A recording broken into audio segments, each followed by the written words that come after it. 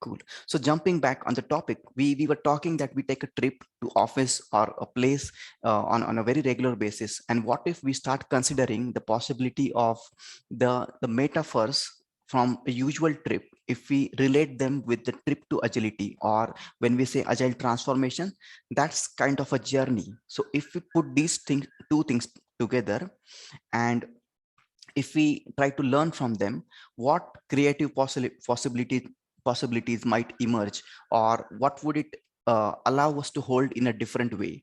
So sometimes we get into an environment like, if we consider newly started scrum masters, they might have a lot of things to do in their mind, but maybe sometimes it gets very overwhelming. So in those situations, sometimes having a metaphor to hold on to and understanding the wiring behind that in a creative way might work very well for us, and we can make our path very easier as well as very solid. um, so with that background, that's my intention of this workshop, that we use these metaphors from a usual journey and relate them with a trip to agility and find out what creative possibilities might emerge from that. That's the intention of this workshop. And or maybe I should say a talk, because it's mostly a talk, not really a workshop. um, all right, cool. Folks who have joined recently, please feel free to be around and enjoy the talk. So let us say, when we start a journey, and right now, maybe to make most out of this experience, I request all of us to just assume that we are on a road trip, so that it is easy to have the visual view of the things. So we are on a trip, we are traveling with our friends, our team, and we are going from somewhere to somewhere in a usual way. So when we talk about a road, so let me just put it on the big screen. Now, road is something that we take to travel. Obviously, it could be a road or it could be a airway. But in the trip to agility, now if we want to relate that with a trip to agility and use that metaphor of a road to give us something to hold on to, then it could be that we must know where we are currently before we start the journey. It's like a GPS. We must know that we are at a particular point from where we are starting a journey. And for that, I think it could be really a current maturity or current agile maturity level in a particular team, or it could really be a small survey that how happy our customers are currently on a scale of 10, or it could be how happy our employees are on a scale of 10, and multiple different mediums to just give us a starting point that we are here to make a change happen. We are here to do something about an environment, a group of teams, or a particular team. But when we do that, it is very essential. And I think one of the outcome of this talk is that it is very essential to know the starting point where we are currently. Many a times in my experience, I have seen people get started with very good ideas without having a pointer to hold on to about where we are currently. And that is something which does not give us a place to hold on to, because we try a lot of things but we do not know how to measure where we have come from one point to another. So to have that measurable distance, and to be able to communicate with people that what we have done in our agile journey and from where we have traveled, from which point to which point, it is very important that we make that GPS happen. And we have got certain metaphors, 6 of them here. So this is the first metaphor that we are using, that in a journey to agility, it's very important to have that GPS, and the current value should be known so that we can go towards an unrealized one. And before I end my talk about this metaphor, one thing, and I'm going to make this as a recurring thing. Every metaphor will end with a personal story, and we might have our personal stories, but I'm sharing my personal story, so it gives something to remember in a more vibrant way. So I learned from my experience that whenever we talk about the GPS or the starting point, many a times we only talk about the wants of the people. We go to the people and ask them, okay, what do you want, or what are you looking for? But there is a huge difference between the wants and the needs.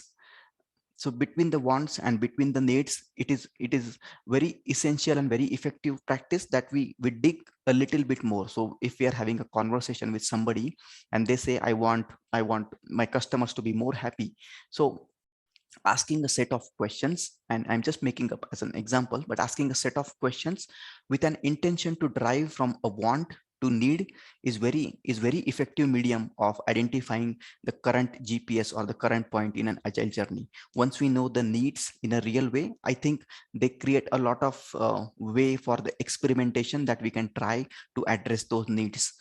Without having the needs understood, it is very hard to start the experiment, because most of the time the chances will be that we are starting a journey on a path without really understanding the beginning of the journey. So that's my personal experience when I try to relate this metaphor in my own journey. Knowing the starting point, it is very crucial that we talk about needs more than wants, and we dig more for them. And I'll take a pause here if we have any thoughts, any views at this point.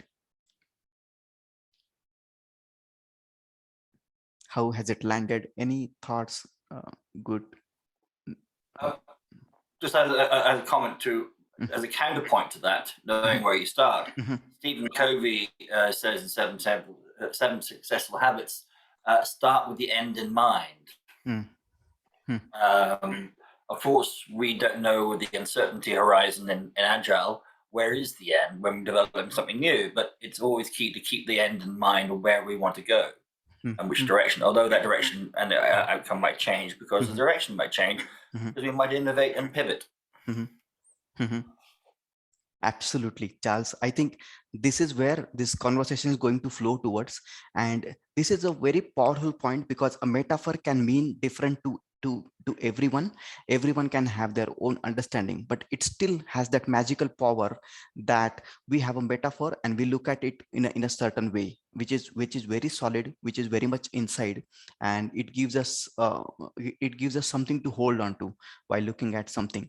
So you rightly said that it's another way to look at this metaphor, that starting with an end into the mind, so that works like a north star for us. So very rightly said, and that is the power. We consider a metaphor, and then we have our own understanding, which is still very strong enough, because that is an experiential understanding.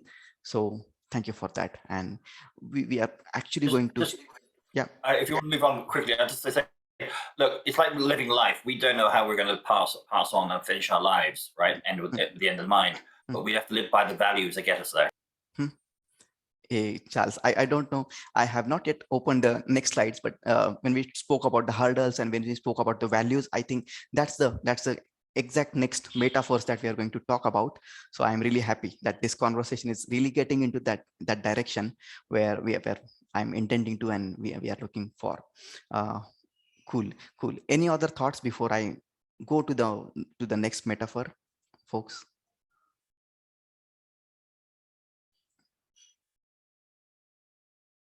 All right, I take it as a go ahead.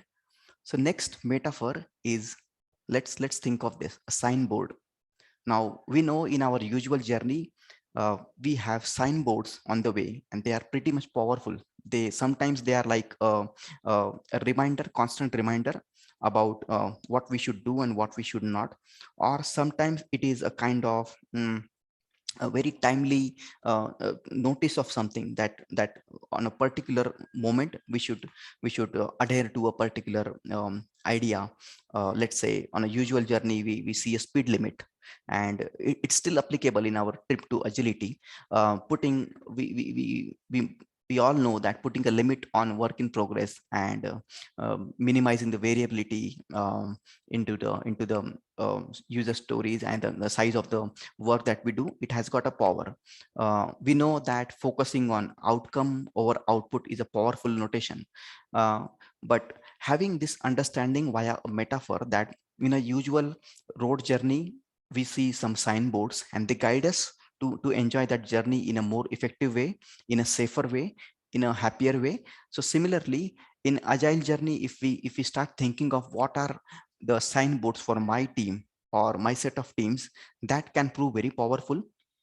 as a story to share on this metaphor, I think we were running a workshop, and with separate teams we did this exercise that if you have to put one single signboard in the premise of your team, what would that be?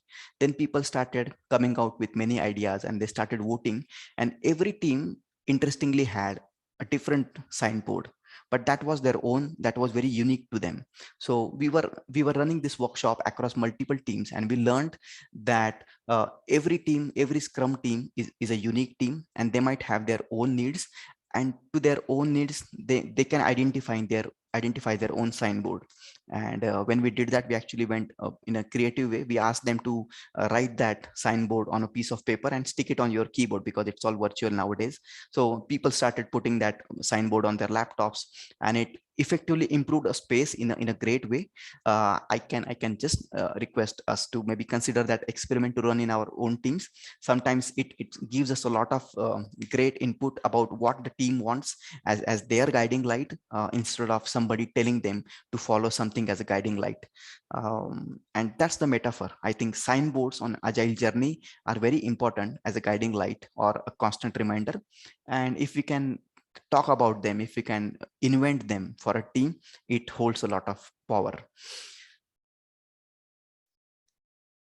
And this pause is again deliberate. If we can hear from someone, maybe some signboard might have emerged in our minds. uh, Maybe somebody can share.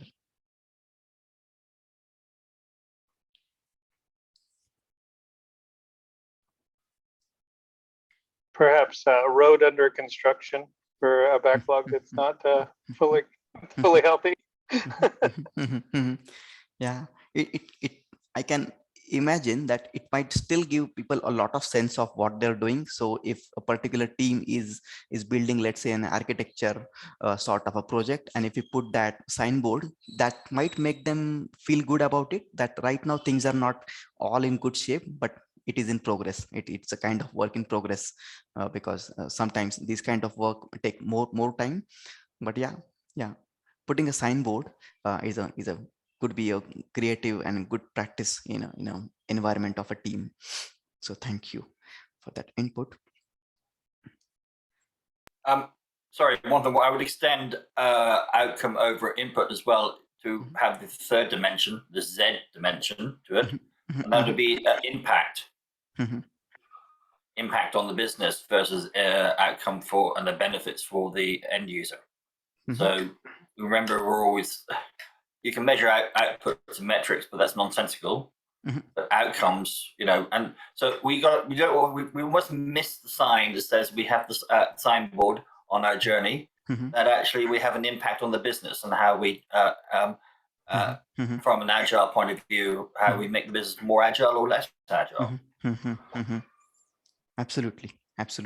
Sometimes, and we learned it recently when we were running a survey, that stakeholder concern was one of the top signboard for many teams. People, I mean, a couple of teams came up with a signboard when they spoke about, we do not put a lot of concern for stakeholders and customer value. So if I got that point correctly, I could just add a bit to that. Maybe another sign can be like limited speeds, like for example 50 kilometers per hour, conveying that to like based on the experience we have, to put an amount of limit, for example, of story points, or the velocity of the sprint, because in the past people tend to go overboard with their expectations and confidence, and then they crashed, for example. So that might be also like to put like the speed limits, so people have like achieved, so the sprint is achievable, but also it allows people to have a little bit of the challenge they would want. So in this case, it would be go a little bit faster or more dangerous, but not like overboard, so it would crush the whole sprint. Absolutely. I think putting people for more speed in an agile environment is a big problem, and limiting that in a fine way is sort of a need of an hour, if we can say. And I think the second board that I have tried to draw is about the WIP, exactly points at the same point Jacob just mentioned, work in progress limits. So kind of limiting that. Just to extend that point, if you go too fast, burnout trumps agility. If your teams are burning out, you won't be agile and you won't be able to be productive to get your working processes or your outcomes. So there's a talk later in the week about this, I think, and I'm looking interested in that. But the point being is, another signpost is don't go too fast. Burnout trumps agility. Yeah, absolutely. Absolutely, Charles. Super. I'm moving to the third metaphor, which is, I think we spoke about this, and I'm just scrolling through my notes as well to keep the flow. All right.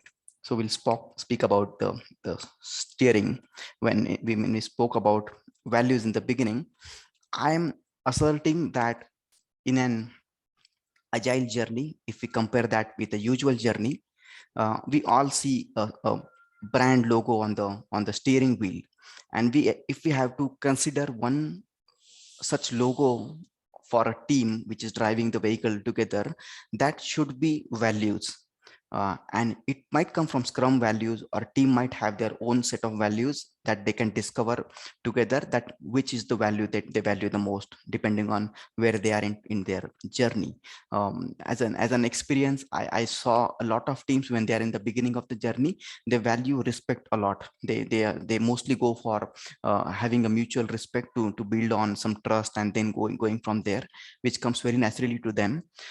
But the point I'm trying to assert is that to have a trip to agility, it is very vital to consider that the steering wheel that the people drive, and that is something that takes the journey in a particular direction, it has to have the brand logo of value, and the team should discover what is their value and how would they apply that in the practice. How would that be evident? What are the ways that they practice, and what are the ways to reward those values? I think that recognition and that reward of values in a team environment is a very powerful thing. As a matter of fact, I was translating Gunther Vereyan's Scrum value guide before some time, and that gave me a very good understanding of. That was my chance to look beyond the words and translate it by understanding them clearly. So one thing, to my experience, and I'm sharing it, and then we'll make it open for all of us to share their views. So commitment, whenever we spoke to a group of teams about what does commitment means to them, most of the time we found that people were relating commitment with the result. Very less people spoke about commitment to effort.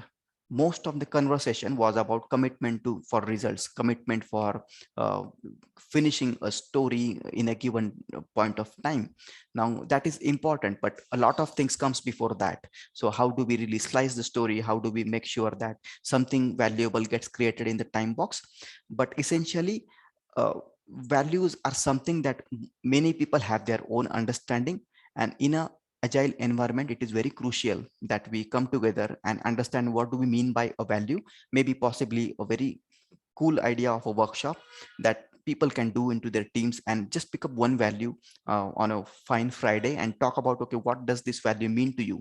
And then come down to a sort of an understanding that this is the value, this is our understanding, and how do we exhibit that? If we exhibit that, what are the ways we will notice that this value is getting practiced? And when we notice that, if we can put some rewards around it, maybe a fun retrospective around a value, or some people do some board into their spaces where they put somebody have shown this value during the last 2 weeks or so. That's a powerful thing, and I am asserting here that in an agile journey, it is very important to have the steering and its brand logo to be a value based steering. That can take us a long way if we are looking at a team environment, and if we put a focus on building values and making them rewarded and recognized, that can go a long way. That can steer the journey in a right direction. Any thoughts, folks, at this point?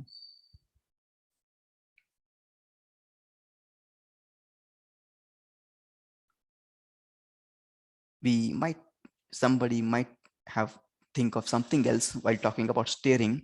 It is not necessarily has to be a value, but as I said, it's a metaphor. It can mean differently to each of us, but when it means something to us, it has its own power that we can hold on to it.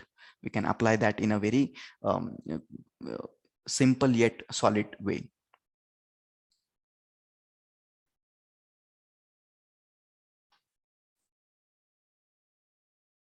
Okay, folks, I take it as a go ahead. I think in the interest of time, we have 3 more metaphors to cover.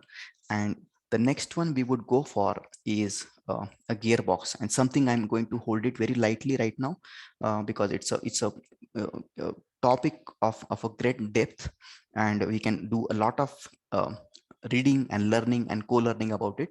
So what I'm asserting that in a usual journey in a car, if we have a gearbox in that car, if we relate that gearbox to an agile journey, that gearbox could come from the integral theory. If we read more about it, if we know about it, or we may not, but integral theory gives us a lens to look at an environment that sometimes things are not going good. But as an agile leader, as a scrum master, as a product owner, as a coach, or as a leader of the space, how do we sense that which area has got some issue where an intervention is needed? And that can be like a gearbox, that right now my journey is on a steep slope, so I should change my gear to support that kind of a road. To relate that with our environment in agility, let's say there are so it comes from integral theory, and I'm just holding it very lightly because the integral theory gives us a very good lens to hold on to. It will give us a perspective to look at things in a way that some things are interior to the person or to the team, and some things can be exterior, very much exterior about. So how an individual senses something in a space, that is about the first quadrant. So if we talk about integral theory, it comes up with 4 quadrants which we can apply on a scenario, and then we can identify that okay, right now we are lagging in the second quadrant, which could be how an individual is responding in a team, and then we can have a proper intervention for that. So it gives a sense of control for us to drive. And somebody, I think Charles, have put a very good link on that. It's very a deep topic that we cannot really cover in the span of this workshop itself.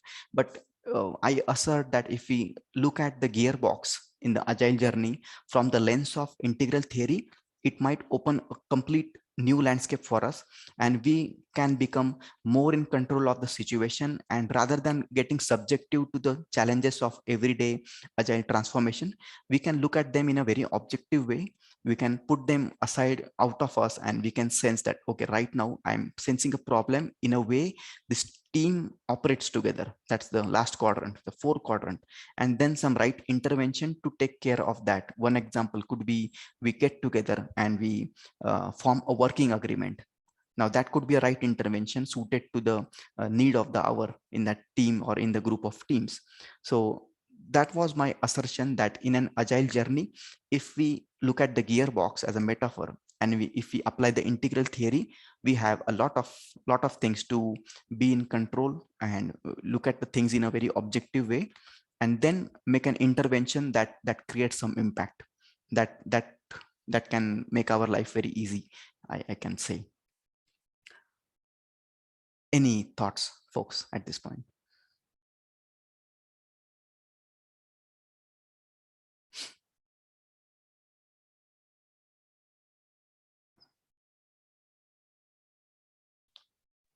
Yeah, the only thing to be careful of integral theory is as it's so deep, you get siloed. Mm-hmm. It seems that these things don't seem to. I mean, you need to know a little bit about it. I do.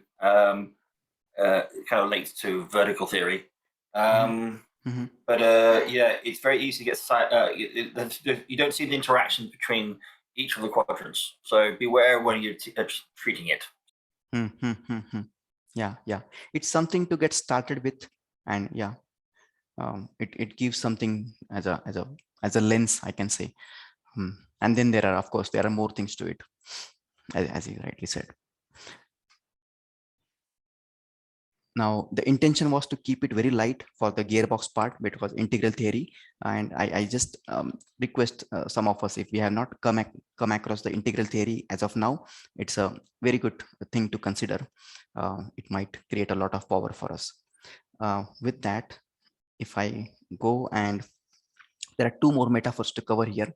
So the hurdles, I think in the beginning we spoke about this, and this is very interesting. At least to me, this is very interesting, because when we have identified a GPS, a starting point of where we are, and when we have the end goal into our mind that we want to go somewhere, now in a usual road journey, when we come across a hurdle, Google Map or whichever map service we are using, it will show to change the route. It will say, okay, there are hurdles on this route, you change the route.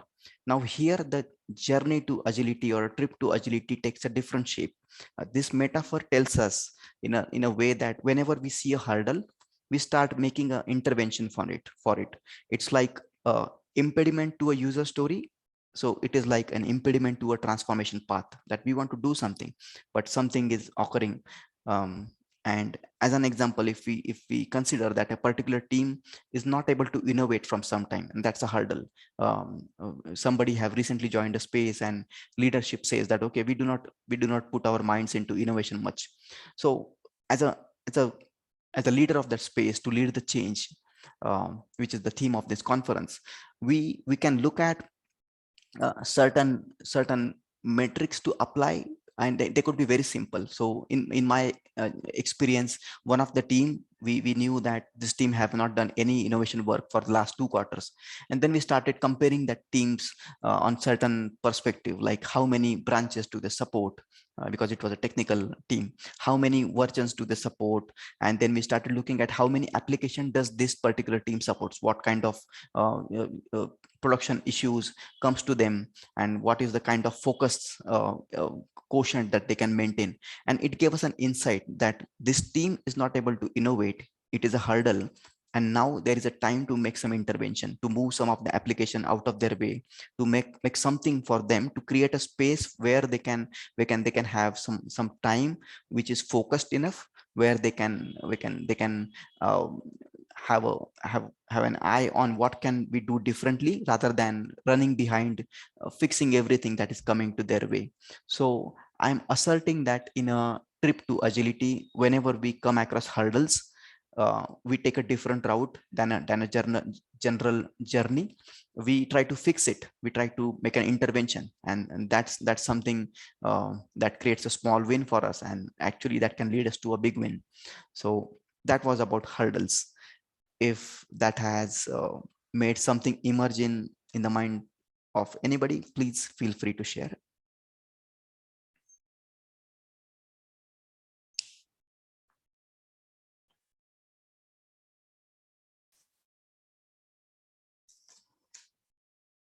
All right. I generally see a 9-second silence works very perfectly. Something I learned from my favorite professional Scrum trainer, Barry Orim. A 9-second silence, and we know that, okay, it's a go ahead. So the last metaphor, and it's very interesting, very simple yet very interesting. The usual map, this is about a map. So we use a map, and it had certain routes, route A to B, and then alternative route, and then some alternates and some detour.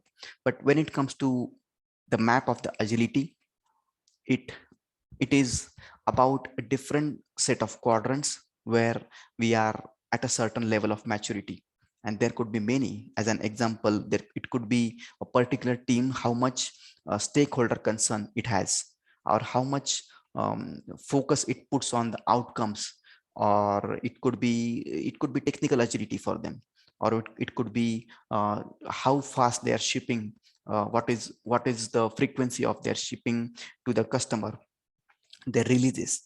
Um, so here it takes a different route, and I'm asserting that this metaphor, a map of agility, is not very usual map which we use on a usual trip.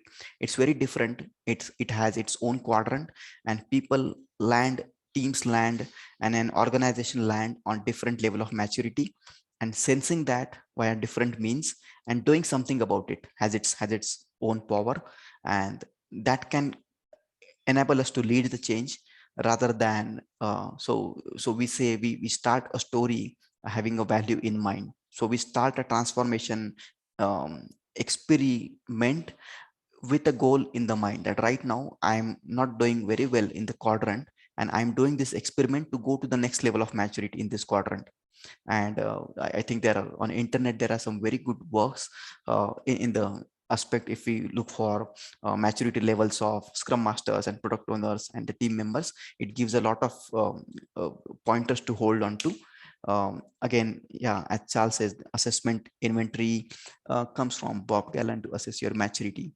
Absolutely, a lot of agile journeys actually start with assessment, and it is not really confined to a leader or an agile coach to do the assessment. Even anybody into the team, they can initiate a way where we assess how we are doing currently, and also recognize what can be the next level. And once we know what is the next level, the team can get together and they can retrospect that, okay, we know where we are currently, what is the next level of maturity, and how can we make that possible. When we make that possible, what kind of what will make it evident for us that, okay, this improvement has taken place. And this is a simpler way to hold the journey to changes. From my personal experience, I have learned a very simple map, and probably the last point I'm making in this talk, something I love completely, it works for me, that if we put the map of agility for any given team in two quadrants, simple two quadrants, one side happiness, one side value. So that simple two-dimensional matrix, it has helped me in my experience, because teams can be happy for multiple reasons, because they have got very good space, they have got very good sticky notes, they have got elevated tables and lot of things that can make them happy. That does not mean this team will deliver a value. And then the intervention should happen in terms of value. How do we slice the story? How do we put practices in order to pick up the valuable stories and club them together so that a value is delivered in a certain time box? So for me, in my personal experience, that simple metrics have always worked. Sometimes we need to put effort into making a team happier. That does not mean that happier team will always deliver a value. Then we have to make an intervention to get the happier team follow some practices to create actual value. And sometimes in my experience, I have seen people, when they try to create a value, a certain tension gets mounted and the happiness quotient, it gets down. It's maybe just my experience with couple of teams, and then it's a time to make an intervention on the other part. So let's look at the happiness again, and once we are happy, let's bring some practices to create the real value rather than just doing and just producing outputs. So that was about the map. And one of my favorite personal map, I put it into happiness and value, two parts, and I try to keep measuring in those two areas. uh, Taking a deliberate pause if anybody has anything to say at this point of time. I see Tony have raised his hand. Tony, please go ahead. Hi, everyone. I'd just like to recommend caution with regards to using happiness as a metric. You can have chronically depressed developers who are absolutely brilliant, but they're not happy. Something I've had a lot of success with, which I'd highly recommend, is the Spotify health check with teams. You can just Google it and find all sorts of information. I've found it's been very well received by development teams, and it is Scrum Master Gold as to help you find which areas where your team wants to go and how you can help them improve.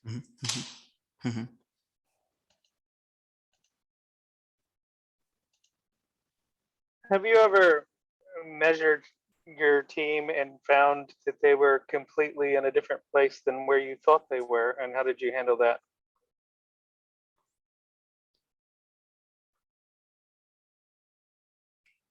Okay. I'm not sure if it was for me or for the group itself. Maybe if you can repeat the question, it will be easier for any one of us to pick up. Yeah. Sure, for anybody. Just kind of have you ever been, or one of your team members been so disconnected from from where they thought they were, that when you measured the team, they came out with a completely different result than what was anticipated.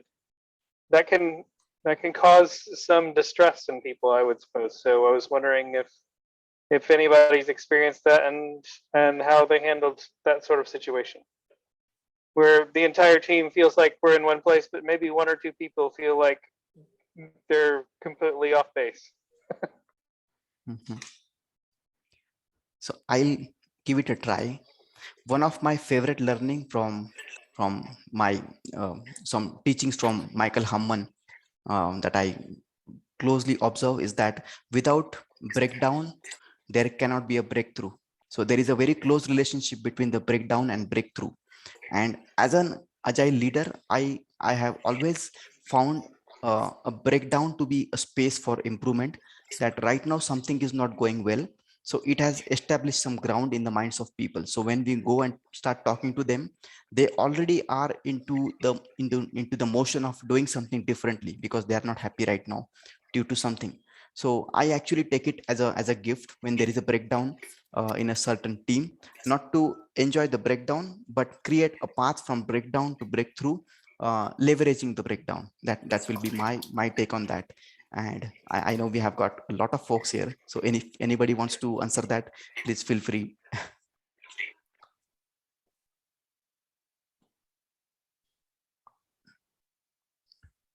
Jacob, you might want to go. I raised hands as a reaction for Tony and the happiness, not by the breakdown and team being different than they thought there would be. So yeah, so I'm not sure if I should continue because I would cut off the topic that Josh started before, or no problem. No problem. Yeah. No, go ahead. Yeah. So what I wanted to say in addition to Tony and you mentioning happiness, from what I learned and read, maybe a better question would be to not use term happiness, but use term morale, the morale of the team, because happiness might be different for each person. But where you have like the morale to keep on going, or morale, like overall morale of the team, that might be something that may unify the team. So maybe measuring morale and value might be better than happiness. Absolutely, Jacob. I think I cannot agree more, because happiness is really different than the morale, and morale is more valuable. If we start measuring and improving the team morale, I think it covers a lot of middle ground between creating value and just being happy for uh, other reasons. I just put +1 there. Charles, Sorry, Charles here. Yep. There are many ways to measure people's ability within the team and their agility.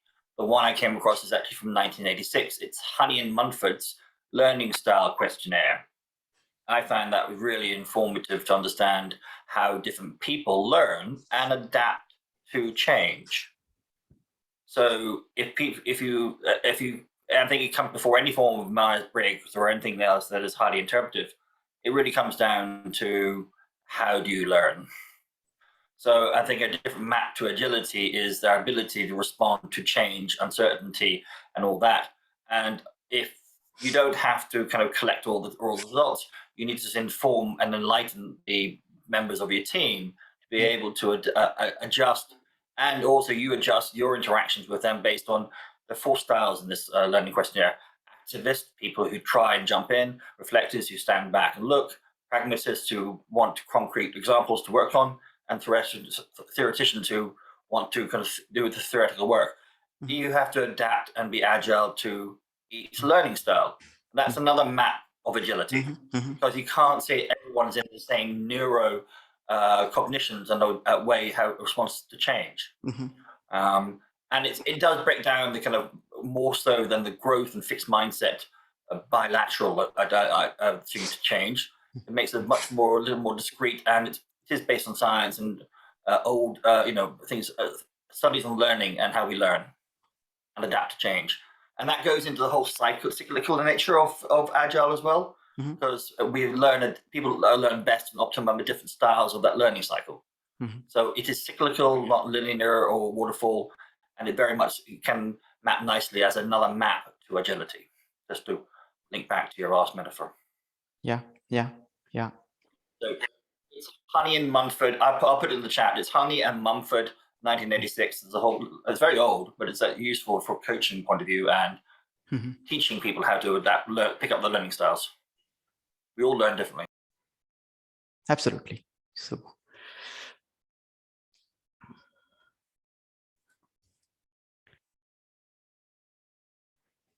if somebody wants to add, share something, please feel free. I'll put the main slide up. So if something have emerged into our mind looking at different metaphors, this is the time to maybe to just share a bit. While we do that, I'll just reiterate the intention of this workshop. I wanted to make sure that we create an experience for each other, that next time we take a trip to somewhere, these metaphors in our own way, in our own understanding, they keep moving into our mind, and we look at the transformation journey in a very simpler way, which is very simple to hold, but still it gives a lot of unseen wiring behind something which can be very much our own. And through that we apply our own practices, our own interventions, our own lens to the transformation of a team in whatever capacity we are working. That was the intention. With that, I'm keeping this forum open. If we have got some reflections, some thoughts that have emerged, please share. This should be the right time.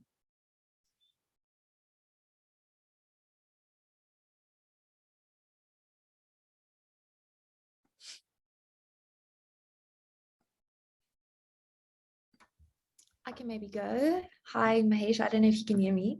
Yeah. I just wanted to say thanks for this amazing talk that you did. I think I wrote like 5 pages of notes down, and you gave so many good ideas. I feel like almost every little thing you touched on can be almost like one retrospective for the team on its own. And I think one takeaway for me that I almost want to do is I often use Miro, and I'm almost thinking of like visually creating this like roadmap for the teams. Like, let's start first with like, you know, our GPS, or like where we're going, and then like maybe every second week when we have our retrospective, going back to that same board and almost like showing them a different section and a different section on their journey, making it their journey. And I think sometimes as coaches, where I get stuck is if I think I know what the team needs, or I think I know like what problems they have, and that's when I always do the wrong thing.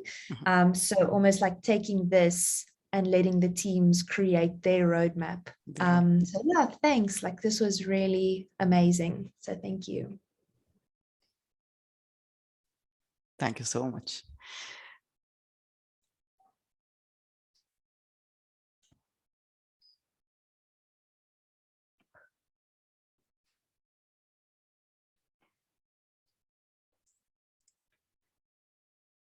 Cool.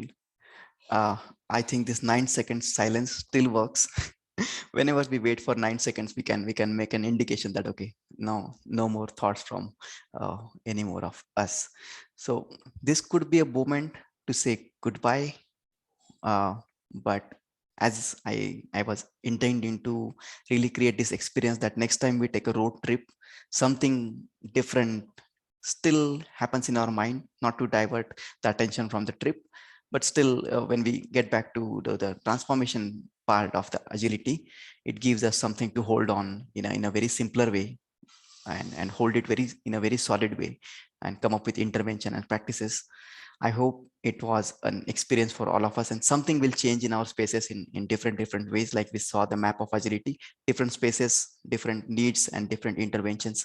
So I'm very hopeful that something will change in each one of us, our lives, until we meet for the next time. And this should be the moment to say goodbye. All right. Thank you. Thanks. Thank you very much. Thank you so Thank much. you. Thank you.